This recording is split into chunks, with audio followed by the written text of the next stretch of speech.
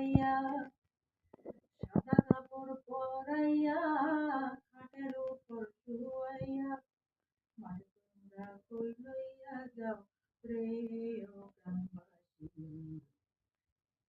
দাঁড়াও মায়েরে দেখি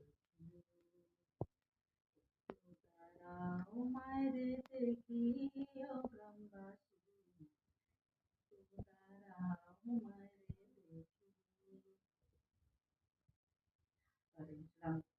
আমাকে খুব ভালোবাসার জন্য অনেক চলে আসে।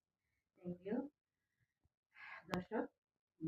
আজকে আমি যে সিনেমাটা শুটিং করেছি তার টায়ার স্টেশন সিনেমাটা আপনারা হলে গিয়ে দেখবেন।